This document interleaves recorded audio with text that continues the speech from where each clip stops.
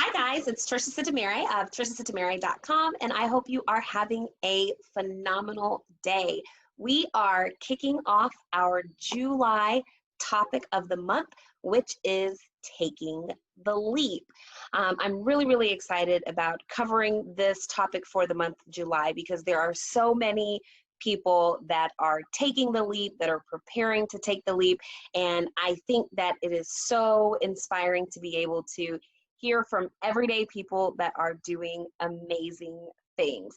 So like I said, I'm super excited. I have a wonderful guest today that's going to be sharing some of her story and just having a conversation about how she's been taking the leap. And I am so excited. Me and my special guest, Miss Tiffany, we go way back. We go way back to high school. We didn't go to the same high school, but we were in the same program. Shout out to Upward Bound. And we have known each other for almost at least 20 years. Yeah. Almost 20 years. And so we were chatting about how it's been interesting that we've been able to keep up with one another. We both have the HR background. So typically we're sharing articles and things like that about HR. So she has just blossomed over the 20 years. She's an incredible employee, a HR maven, and she's a wonderful mommy. So I'm excited to have her share her story with you guys and with me. So Tiffany, why don't you give us an introduction, tell us a little bit about yourself. Okay, so hi, I'm Tiffany.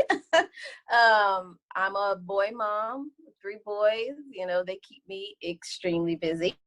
So I have a 7-year-old, a 4-year-old, and a 4-month-old. So it's a little chaotic around here. And I started my blog, Journey to Womanhood, this year in 2020, you know, after having it on my heart for over a decade. I finally decided to take the leap, you know, like this month's topic. And it's been a really interesting journey.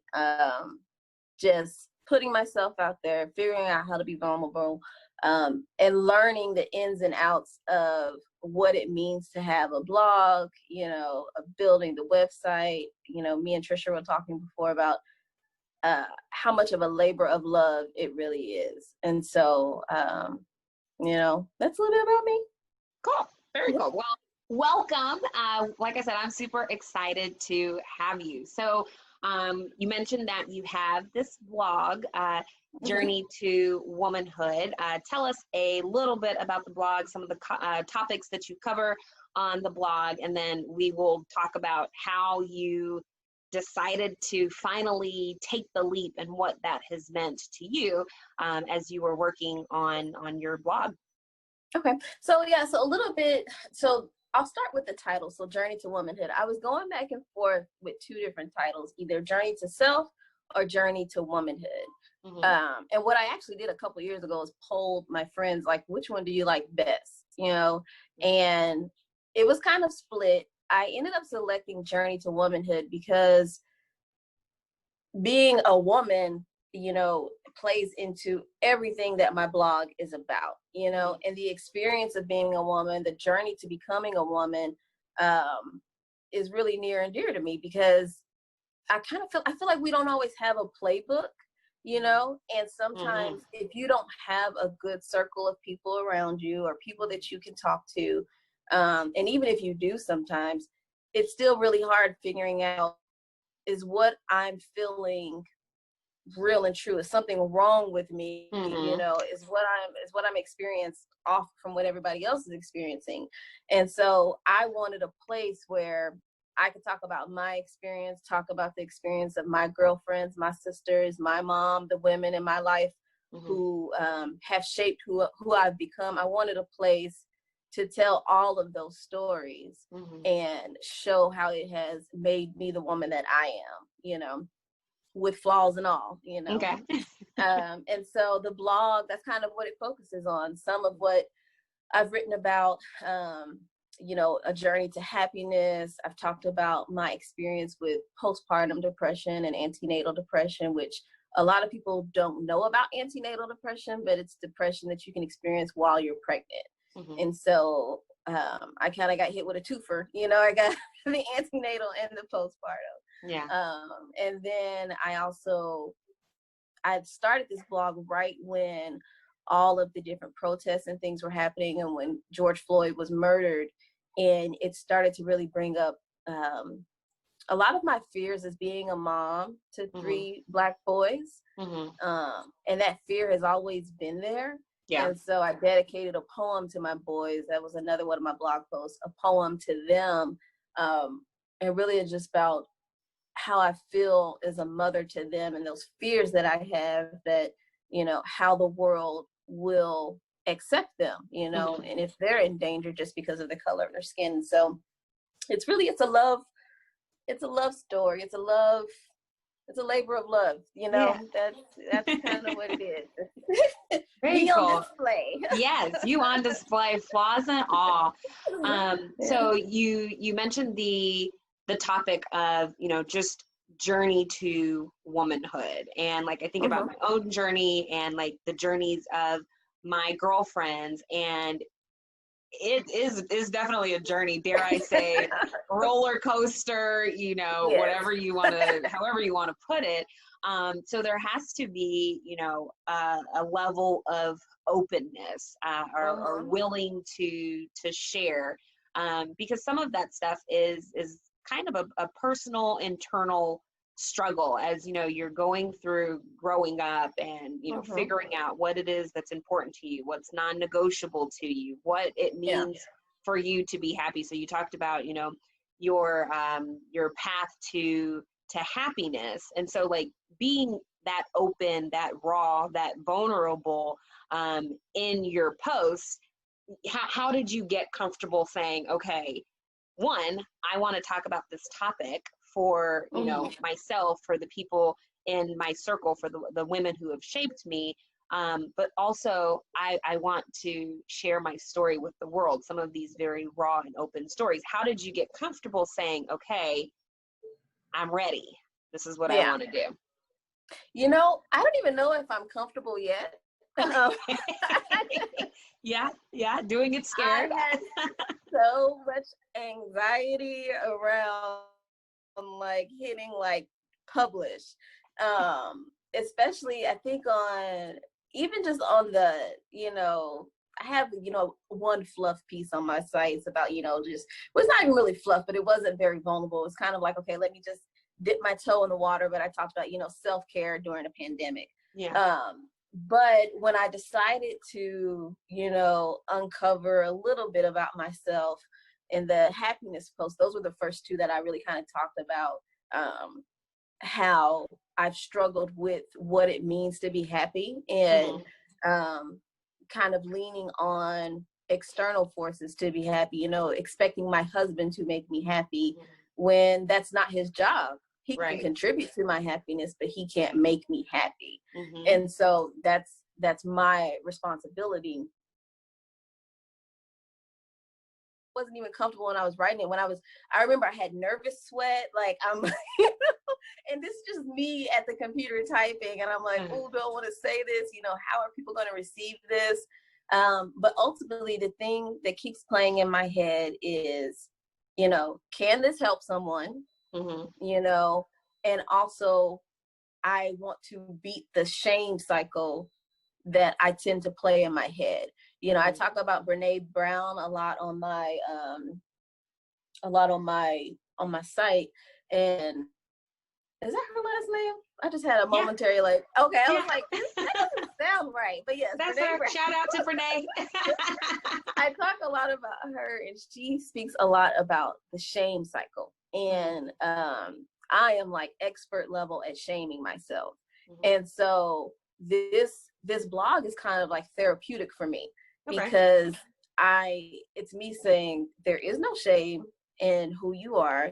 Who you are is perfectly fine, you know, and so it's okay to put who you are into the world, you know, because there are other people out there having the same exact experience.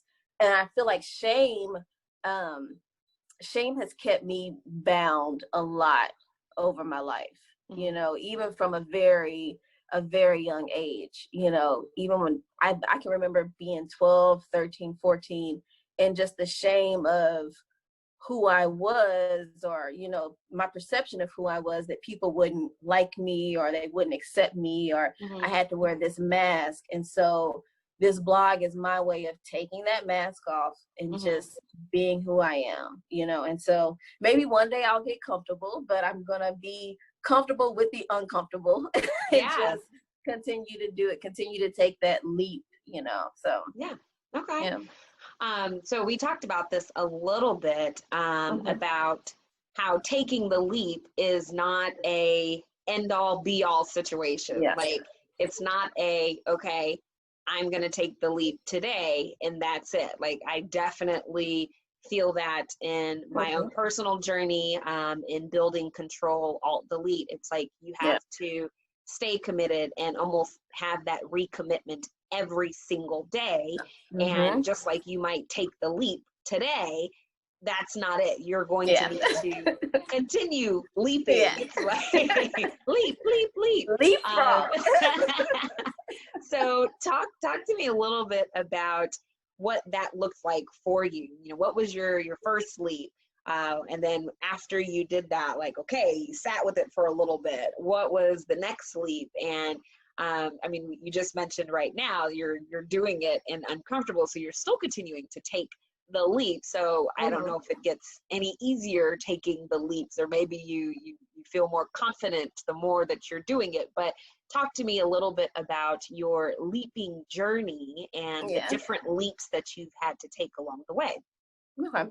I think maybe the first leap is even just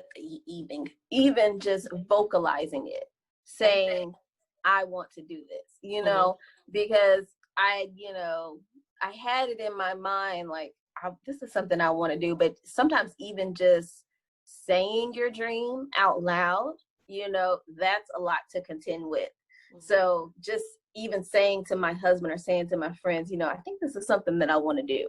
You know, I think that was a leap. And then just sitting with that and sitting with it being uncomfortable, like, you know, can I do this? You know, like, yeah, I want to, but how do I even do it? And then I would say after that, then I bought my domain and my hosting. And that was over 2 years ago.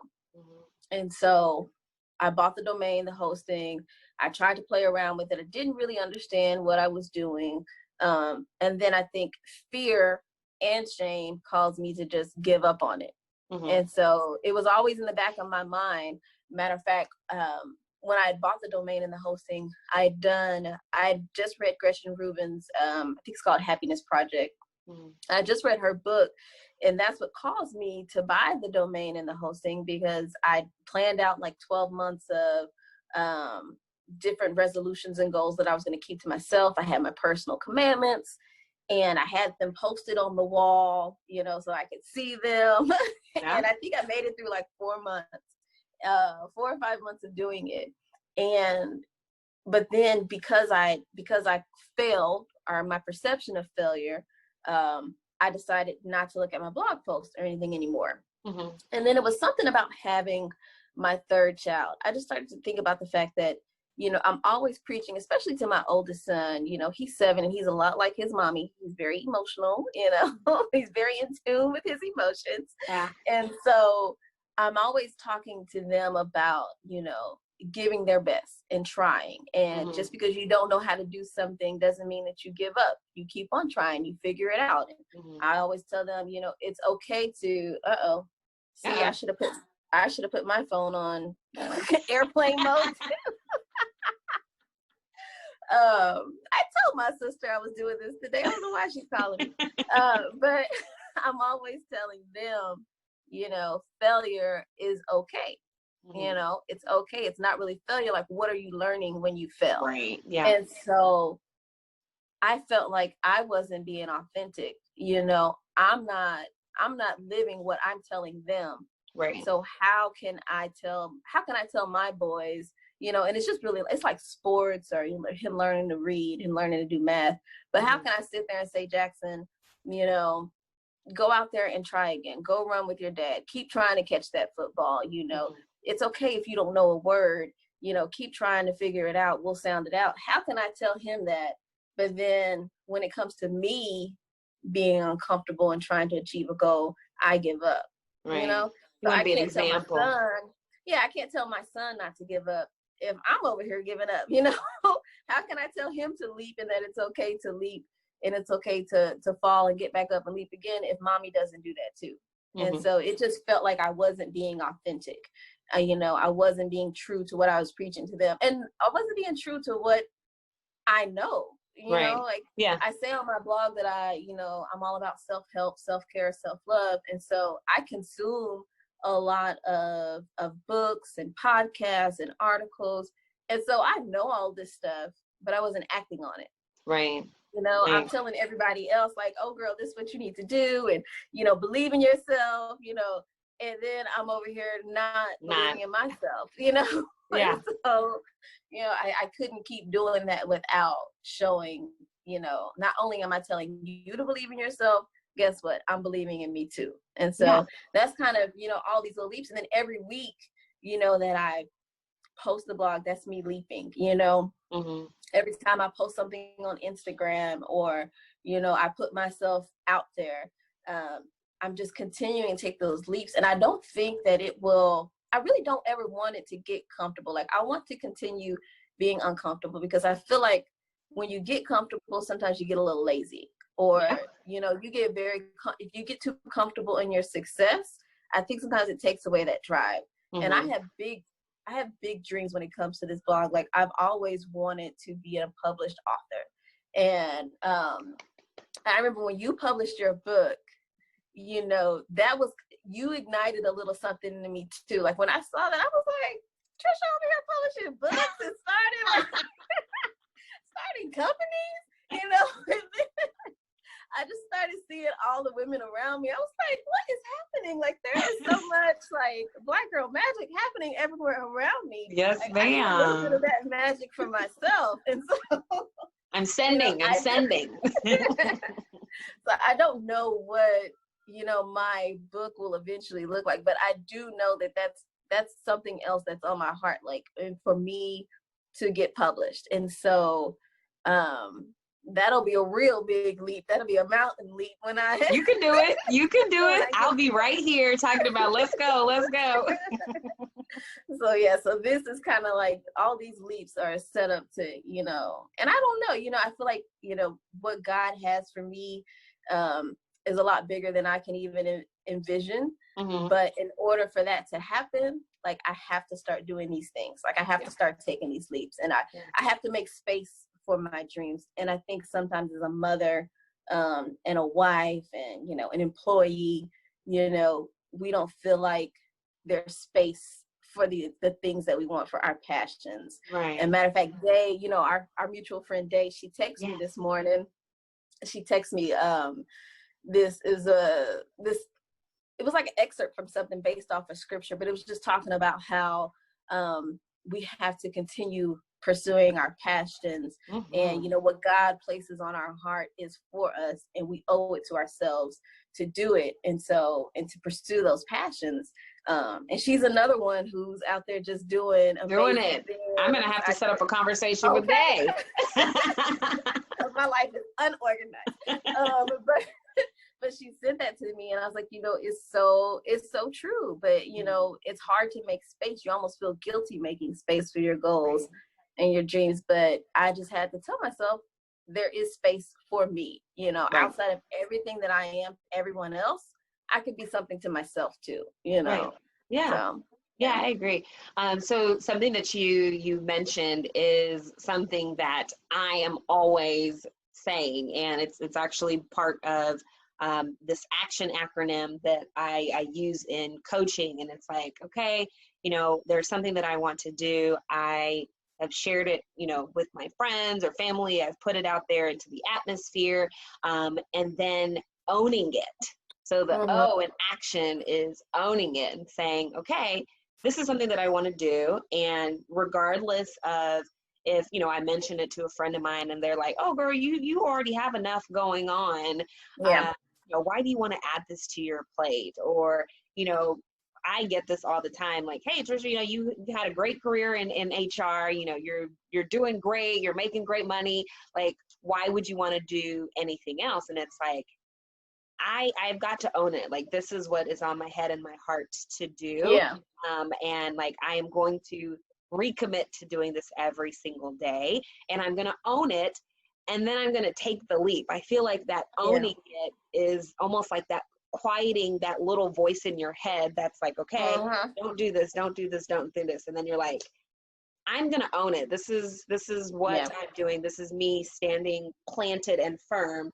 And then I'm going to take that leap. And we talked about it being like a little dopamine hit, like a little excitement every single time you do it. And I think, like, for me, that's definitely part of what is, you know, keeping me going. So, you know, anytime one of my clients gets an interview, or, you know, they send me a tweak of their resume and they're like, oh my gosh, I'm so excited, or they land the job, or they have that aha moment, it's like, you know, me taking this leap has, you know, impacted somebody else's life. We talked about it, you know, if I'm able to just help that one person or change the perspective of one person, then, you know, that makes all of this worthwhile, this labor of love, the, you know, revising blog post after blog post and saying, okay, hey, I want to change some things up,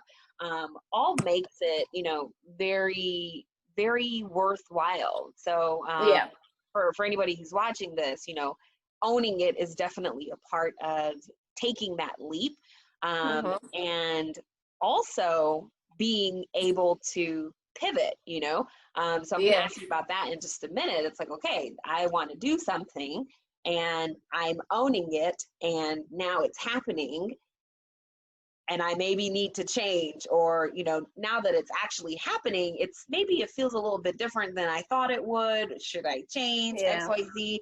So, like, did you have any of that where it was like, okay, I'm doing this, I maybe want to change it, or, you know, that straight path that you thought it might be in your head, now that it was actually happening, was a little bit differently or felt different? Did you have any experiences like that while you were planning, or now that you've actually launched the blog? You know, I did when I was just creating the website, you know, I thought it was going to be easier than it was. Like, I knew it'd be a little difficult, but I was like, I can do this. I'm smart. You know, like, I have a little tech background too, you know, I figure things out. And I remember just struggling with the initial, I think I was just using like a WordPress theme or something. And I was struggling to make it look like what I wanted it to look like, you know, and I was so committed to that theme, like, because I had built out every single page, you know, I had 4 pages, I was ready to go, and it wasn't working for me. And we were talking before, I told my husband, you know, he came in, and, you know, I didn't tell him when I was doing it because I wanted to, like, spring it on him, like, surprise, I can do it, I don't need your help. But I actually did need his help just a little bit. And so when he told me about Divi, you know, it was really difficult to delete everything. And I consider that like my pivot, because I was like, okay, am I going to push forward with what I have now? Because I've invested weeks and hours. Like, you know, this was in the thick of, you know, I had a newborn, you know, he's 4 months old now, but I was doing this when he was like a month and 2 months old. And so, you know, feeding every couple of hours, and, you know, YouTube on, and I'm typing on my laptop. And so to delete all that work, but it was like, oh, like, you know, and I took a break from it for a little bit, and then, but it kept calling to me. So then I had to download a whole new theme, and I'm really pleased with what it looks like now. And even now, just a couple weeks ago, I still edit my website every single week. Like, I'm constantly looking like, okay, what can be improved? Does this need to be here? You know, is that really necessary? And so I deleted a whole page that I had spent time building, because I was like, you know, it doesn't really, for my blog, it was my contact page. I was like, I don't really need a contact page. It's just sitting there. Like I already have where people can subscribe. I really don't need this extra page. It's just fluff and it looks pretty, but it's not useful. And so I ended up deleting it. But even deleting that, I was like, oh, but I spent so much time, you know, playing around and researching. And so I have those moments. And even with my blog posts, sometimes I'll write something and I'm like, this isn't hidden, you know, it's not, it doesn't feel authentic, you know, and even if I've spent a lot of time doing it, then, you know, I will still either delete it or come back to it later. And then I think also sometimes another way, it's good to set expectations for yourself. So when I first did the blog, I said, you know, every single Monday I'm going to post a blog, you know, that is my commitment to myself. But a couple weeks ago when I made my blog about PPD, about postpartum depression, I didn't realize how much that would take out of me. And it drained my energy, you know. And I still get a little bit of like, oh, I can't believe I posted that. And so this last week, it was like 11 o'clock on Sunday. It was 10 o'clock on Sunday. And I was like, I'm not going to have a blog this week. I haven't been able to come up with anything. I've been trying. Nothing is really feeling like I need to post it. I would just be posting to be posting. And so I had to make the decision, like, yes, I made this commitment, but I also have to understand when it's being I have to understand when I need to press pause, you know. I have to listen to myself. And so, you know, I'm not going to lose my, you know, my little bit of followers, you know, I'm not going to lose them just because I don't post on Monday, you know, and even if I did, oh, well, you know, because really and truly, it's a project for me. I want it to help people, but I don't want to get too wrapped up in that number. And it's really easy to get wrapped up in like subscribers and likes and shares, you know, and, you know, be hustling for those, likes. I know how that goes. And so, yeah, I mean, I'm constantly finding myself pivoting and, you know, thinking about, okay, well, does this make sense? Like, yeah, it made sense a few months ago, but does it make sense right now? And it's okay if it doesn't. Like, it's okay to change course. So, cool. Very cool. So another question for you is, you know, you've gone through your process, you're taking the leaps, you're continuing to take the leaps and pivoting and owning it. So for anyone who's maybe watching this and saying, okay, I'm considering, I'm almost there, I want to, but I'm nervous, you know, all of those things that you felt before you decided to take the leap. What are some words of encouragement, or what would you say to someone in that position? I think if it's something that you want to do, regardless of what it is, you know, whether it's starting a blog or, you know, we talked about Day, like doing her organization, or, you know, I have friends who are taking on photography, or, you know, whatever it is that you want to do. I think it's really important to kind of sit with yourself. And the first question I would say, ask yourself is, if you only had one person to look at your stuff and it was just your mama, you know, if you only had one person to look at it, would you still want to do it? You know, what is the motivation behind doing it? That's what you really need to consider. And then also ask yourself, like, is this something that keeps coming up? Like, I've been thinking about writing in some capacity for 20 plus years. Yeah, I remember you used to write. Yeah, you know, even in Upper Bound, I would, you know, I always, oh my goodness, the family is like, Mommy is free. My husband, like, can y'all tell them to stop calling me? I wrote poems, you know, I got poetry on my wrist. You know, I used to write short stories when I was young. Like, I would tell somebody to ask themselves, like, has this been showing up in your life a lot? You know, how often has this dream, this passion been showing up in your life? And if it continues to show up, that tells you that it's something that you should be doing, you know? And so, and then also, like, you have to be, I would tell them to be okay with pivoting, like you said. be okay with things not going your way, you know, and failure is okay also. You know, Right. it's okay to fail. It's okay to not know what to do. But we only have one life. And Right. so that's what it, like what it boiled down to me was, when I get to the end of my life, am I going to be happy with the mark that I've made? You know, my grandmother passed away right before I had Jordan. She passed away in January. She was diagnosed with terminal cancer, and within a month she was gone. And one thing about my grandmother, we're very similar in the way that she battled with depression her whole life, you know, and she kind of got stuck in that space. And so I think, I'm gonna get back to your point, but I think there's a hereditary link between my experience with anxiety and depression and hers. Like, I really feel like it's something that's hereditary. But my grandmother, I feel like my grandmother got stuck in a space, you know, and she was never able to get out of it. Right. Like, and I feel like she missed out on what her life could have been, you know?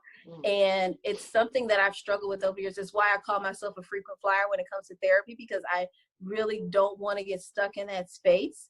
And when she passed, that was kind of a driving thing for me too, because it was, when she passed, I remember just feeling like, of course I was sad that my grandmother was gone, but I was sad that I feel like her life could have been so much more.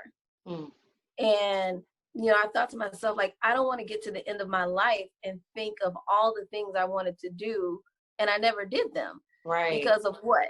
Because I was scared, you know? Like, do it anyway. You know, I don't want to be in my 60s, my 70s, my 80s and still talking about what I wanted to do. I want to talk about what I did. You know, how did I make my mark? And so, in a roundabout way, you know, I would tell people to think about that. Like, how do you want to look back on your life? You know, and if you look back on your life right now, are you happy with what you've done? Right. You know, are you at peace with the life that you've lived? And if you're not, then you better get busy figuring out, you know, how you can become at peace, you know, how you can be pleased with the life that you've led. You know, because, you know, there's who sings that song? I think it's Derek Hayden. He sings a song called Well Done. He's a Christian artist. I'm probably butchering his name, but that song, it was sung at my pawpaw's funeral back in 2015.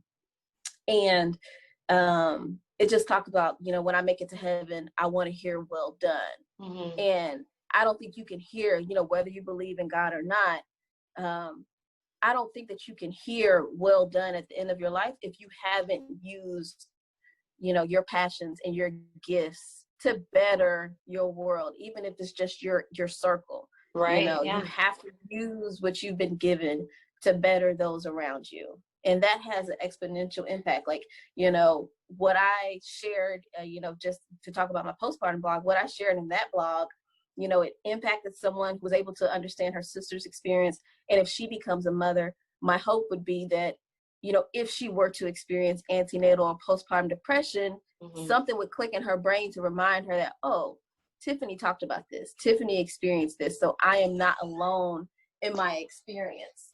I got a kid trying to run in. But, you know, I want people to realize that they're not alone, because I felt very alone in that experience, you know, and I have a huge circle of women around me who I know that I can depend on, but I still felt like ashamed, and I did not want to share what I was experiencing.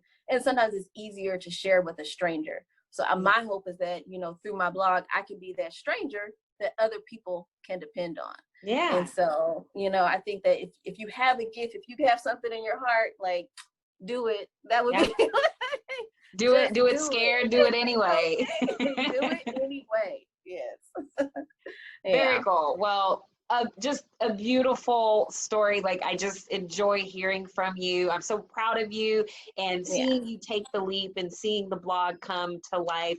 I am certainly enjoying it.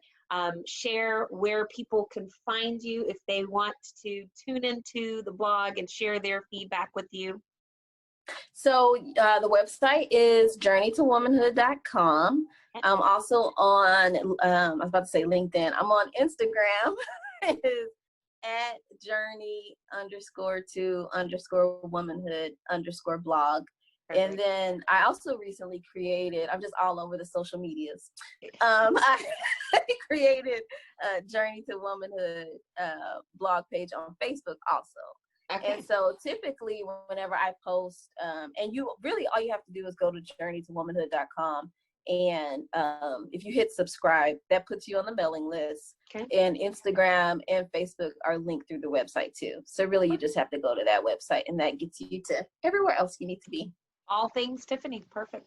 Yes. Well, I so appreciate you taking the leap and having this conversation with me. I think this is definitely a key topic to be having the conversation around. I have had my personal experience taking the leap and continue to be inspired by so many people around me that are taking the leap and being able to have open conversations around what my experience is, or, you know, what I may be nervous about, what I am, you know, afraid of in the process, like what is on the other side of taking the leap. And so I think that it's just been really nice to hear what your experience has been, and appreciate your time with everything else that you have, that you are juggling. I greatly appreciate it. If you guys have any questions, comments, concerns, emotional outbursts, you guys know where to find me. s@triciasitemere.com. I look forward to hearing from you guys soon. And in the meantime, onward and upward.